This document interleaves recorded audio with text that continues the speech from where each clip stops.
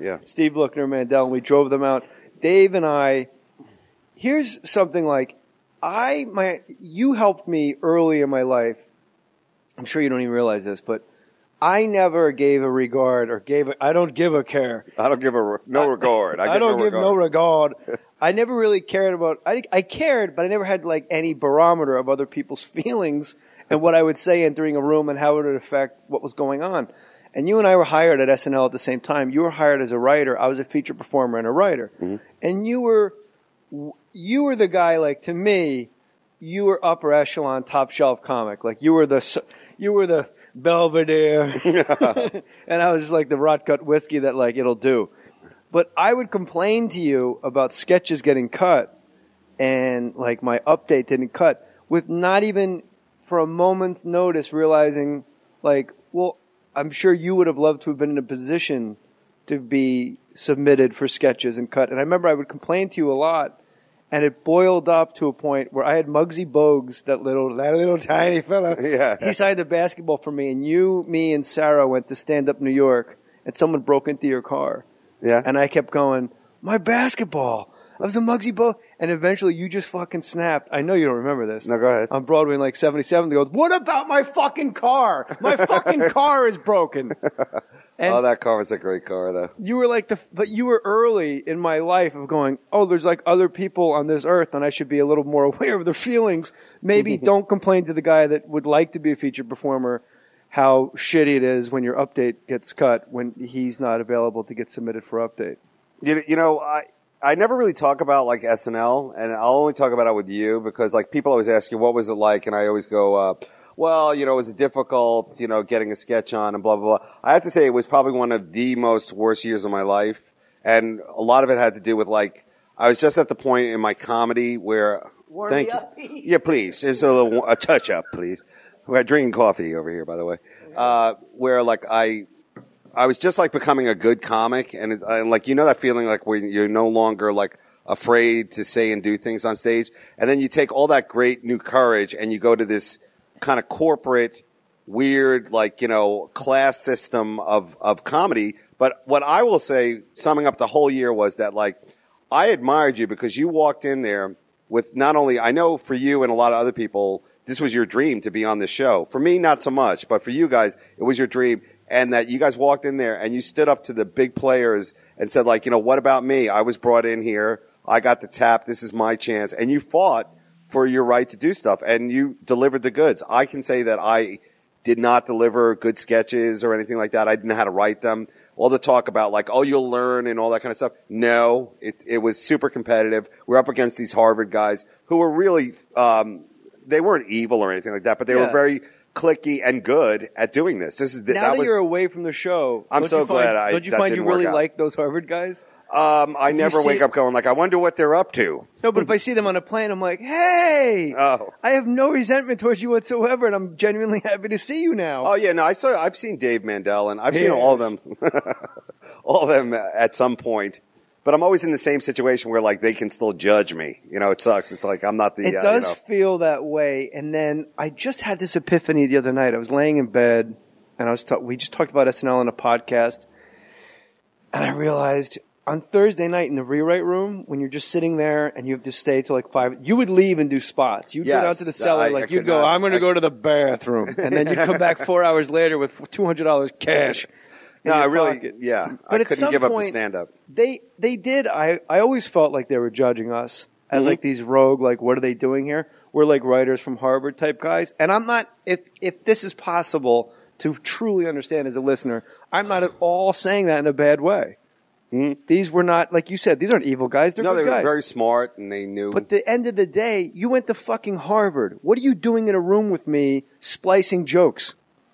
Well, I barely got out of high school, and me and you were in the same room in our 20s figuring out what to name a high school in the Charlton Heston sketch. Exactly. Should we name it Central? Too urban. Should we say, well, George Washington High School? Too generic. Like, you'd go round and round for 2 hours, and I'm like, you guys went to Harvard. Isn't there like some fucking schematic for naming high schools that they taught you?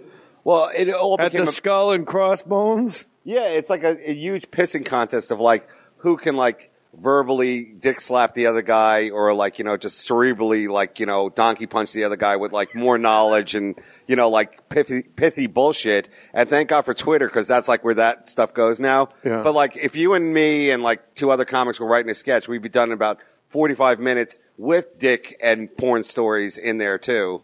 And like these guys, they would drag it out all night long to the point of where it's like, it's ridiculous. I don't find the idea funny anymore. I figured out why. I put it in my book. Why?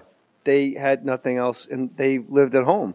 Yeah, they loved. You and I like girls. Yeah, want to go out. We out. like to drink, and we like to make people laugh. They're going to go home to their comic books or like, something. They have TiVo. I don't know, whatever was going on back then. And I realized, oh my God, like this is the penthouse suite to them. Whereas you and I, it was like a very much a mill. Like this is where I work. Like, where's my hard hat? Let's get after it. That's so funny because they felt so at home on that floor. And for us, it would have been a club, like, like if we had wrote it all at a club, like after the show, it would have been way cooler and more fun, Don't you feel now, do you look at SNL ever and go, wow, right now, if I was on the writing staff, A, I could probably be head writer, and B, I could probably get 2 sketches on a week. It's so, like the formula in your mind, now that you're not stressed out having to write shit, do you find yourself writing sketches, like just driving, going, God, that'd be funny? That's a really good question because I said to myself, years later, but I wish I had the balls to say it the minute I was fired from there or not asked back or whatever, which is how they do it in television. You're not asked back. They don't fire you. They need another 2 years. It's not like, Sanchez, get off of that I-beam. You're out of here. No, it's like, it's not working out. They give you this such sissy thing. But, no, I'll tell you one thing, Jay. Sanchez, get off of that I-beam. Yeah, get off the dock loader. I'm sorry, you and your family are deported. Or you're deported and your family. So anyway, no, I never think about, I wish I had said back then, which is that like learning how to write for yourself is the hardest thing. And the ability to write for other people is like a whole other skill. But as a comic, you're a comic, I'm a comic. It's like being able to write for yourself and come up with new and original stuff. That's enough writing for me. Like I never go like, oh, I wish I was a great sketch writer because, it's just not my thing. But I do think that generationally, it's way better there now than it is. Do you think of sketches in your everyday life that you go, I totally could have gotten this on? It's something that's never left me. Like that show. Imagine, it's like Nom. I don't know. You don't really think about it? I never really think about I do think about how politically correct it is there now in terms of the sketches, but it is way cooler there to women now, and it's way cooler there to like just everybody seems to be more fun looking on the outside, but I've never been back there. I've never like gone back or anything like that, so. I haven't either. I mean, I do warm up for the show. Come on, guys, keep it going. Yes. Remember they used to send, Norm would go out and do warm up. Yes. And then he would just bring out Farley, and Farley would just like wave. And the place, it was like AC/DC came on stage in Sydney, Australia. Like they went crazy. He would just go, how you doing, everybody? He was one of the first people I ever met in comedy who was like funny all the time. Farley? But sad most of the time. Farley? Yeah. He was like really funny, like he could turn it on like in a second, but then his sadness would be there. But I was so far away from his inner loop. He's like a walking Springsteen song. Yeah. Like he could have actually been on the river. I'm not even joking. I'm being completely serious. Like a guy, Farley's a guy, and my son's like this like, whoever he meets, for some reason he fills whatever hole that person has. Mm-hmm. He's this incredibly sating human. Like this magical baby. I just know that's one of Dave Attell's most favorite comedy words is the word baby. But like Farley was a guy, whatever ails you, he just seemed to be this panacea. Whether it was like whatever he fulfilled in Spade, whatever he fulfilled in Fred Wolf, you and me paid him $100 to take a shit out the window. Yeah, that was a good time. Oh, that was amazing. That was the best $100 ever. That was before like dares and like whatever stunts or something, And there's things he did in that room that we can't say in the podcast. True. But there was a Hustler magazine open, and he shot a nice, We put out. We'll be right back. We put out Hubba Bubba Gum, and he said he started touching himself to the magazine. I don't remember this. We said, if you finish across these pieces of gum. Do you remember that? Well, now we see it as a cry for help, but back then it was a great time killer. Yeah. In hindsight, being 20, 40, 20. You and I, when I said we went mad, it was really weird because you and I are from two different, I would say two completely different schools of comedy. That is, like, I've always been like the hack from way back. Like, I just want everyone to laugh at all times. And if I got to do, if I got to have sex with the stool or Right. like whatever it is. And you were always a guy, Miller-esque in your ability to cobble together like the most, to me, watching you, the most fascinating words. Like your recipe for hobo chili on your DVD. Oh, Do you remember that? I don't remember the bits. It was something like, I'll get some shoe leather and onion and make you some hobo chili. How about, but like just hobo chili and the ingredients to me, you're always like Dennis Miller-esque in your ability to pull words that like my brain just completely doesn't work like your brain worked. But we were put together in this bizarre situation. And I don't think either one of us really thought when we first met in comedy clubs that we'd wind up being like good friends. Yeah. Like, I love you. No, I'll tell you what I really appreciate about you the most, and this is not a stroke festival, although although they'll say it is on Twitter. Yeah, but what was that all about? Because you know what, you went into a weird situation where you were outgunned, outnumbered, and you stood up for yourself, and you did that many times over and over and over. And whereas the rest of us, the new people of that situation, were like, okay, whatever, I guess that's the situation, and like secretly inside, we were like, what is this all about? I mean, they want us here, but they totally tune us out. And that's not fair to everybody there because Sandler, who's always been good to me, I've known him since college, and like Spade, and there's a few other people who were really nice, but it's so competitive in that kind of a situation. So I can only imagine for you, who like, we all like, everybody starting in comedy, we were like, Jay is definitely going to be a star, like he's going to be in movies and all this kind of stuff. I mean, honestly, you were, everybody, I'm not going to bring up management or anything, but everybody's like, Jay will definitely be a star. And working at the Boston Comedy Club, going on after Hamburger and T-Bone and, Shawshank. Chicken. Yeah, I mean, like, you kind of had to hack it up a bit just to stand, to fucking hold your ground. And you did. The Puerto Ricans would run you into the ground. Exactly. That was definitely the bus station of comedy. That's for sure. Don't you think the Boston Comedy, and those are mind-blowing compliments to hear from somebody. But those are all true. I would not say it if it wasn't true. I've never heard you say bullshit anybody in your life. So no, I do, but I would not bullshit you on that because that is one thing I really admire. No, you don't understand. I admire that about you, honestly. Thank I've always you. did. I've always done. I will say this. I will take credit for one thing about myself. I'll never leave the field without taking one last fucking swing. Good. And that's that's cost me work too. Yeah, like, I know. I'm on sure my way out, like I've napalmed fucking villages on my way out, going, I know the fight's over, but I'm gonna knock out the referee on my way to the locker room. Well, like when you did like Keitlinger and you, yeah, and Sarah and Norm and me. I think we were all the people at once, right? No, I was there with Sarah, Norm, and then Keitlinger came the year after, and then it was Janine and all those people. The second year, yeah, all right. Yeah. I was only there for a year. That's Thank right. God. I was like, you did two updates. Such a defeat, like for my family and my managers and everything like that. And I was like, 6 months later, I was like, I'm glad I'm not there. Like, I feel so much better. Is it better? Is it like in sports, like you'd rather get blown out 40-0 than lose at the buzzer? See, I'd Jay, rather just burn out in 1 year and get out of there. Jay, you and I are so different because like you grew up like in sports and like racing and all that kind of shit. So like winning was like an option. I'm from like sad Jews in retail. Like losing, being a good loser was like, that was great how you shook the hands of the other guy. It's almost British, like only in England. Yeah, it's like, drive the other guy to the fucking fuck party, Yeah. So it was like, it was not that big a deal. But I know for like a lot of you guys, I'll wait like, here for when you're done fucking. Norm was the guy who like totally played that place, like, to like, they fucking were in awe of Norm because we know he's like a magical comic. He's like a savant, but there's something about Norm. He is.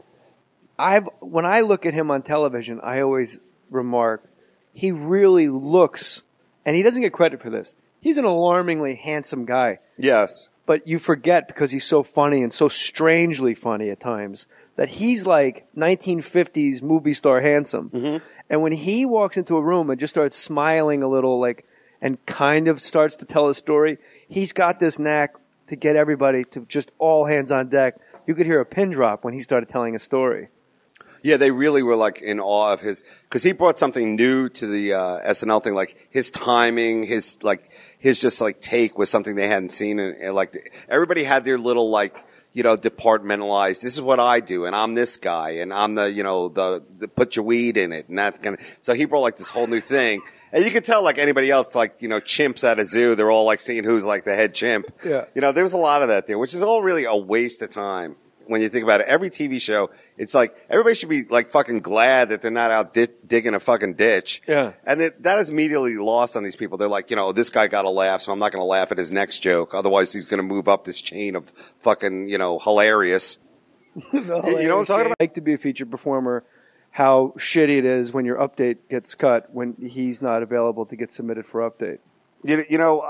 I never really talk about like SNL, and I'll only talk about it with you because like people always ask you what was it like, and I always go, well, was it difficult, getting a sketch on and blah blah blah. I have to say it was probably one of the most worst years of my life, and a lot of it had to do with like I was just at the point in my comedy where thank you, yeah, please, there's a touch up, please.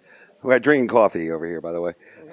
Where like I had Muggsy Bogues, that little tiny fella. Yeah. He signed a basketball for me, and me and Sarah went to Stand Up New York, and someone broke into your car.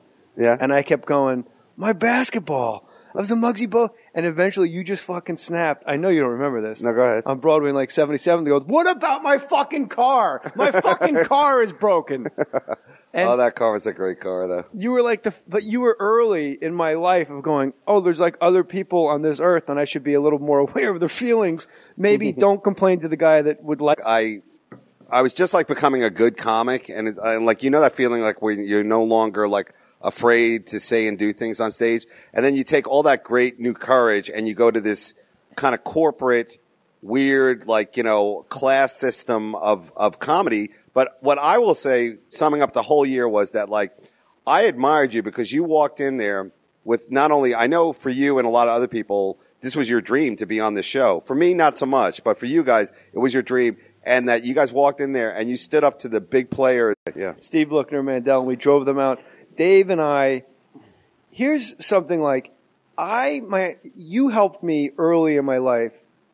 I'm sure you don't even realize this, but I never gave a regard or I don't give a care. I don't give no regard. I don't give no regard. I never really cared about, I cared, but I never had like any barometer of other people's feelings and what I would say entering a room and how it would affect what was going on. And you and I were hired at SNL at the same time. You were hired as a writer. I was a feature performer and a writer. Mm-hmm. And you were the guy, like, to me, you were upper echelon, top shelf comic. Like, you were the Belvedere. And I was just like the rot gut whiskey that like it'll do. But I would complain to you about sketches getting cut and like my update didn't cut with not even for a moment's notice realizing like, well, I'm sure you would have loved to have been in a position to be submitted for sketches and cut. And I remember I would complain to you a lot, and it boiled up to a point where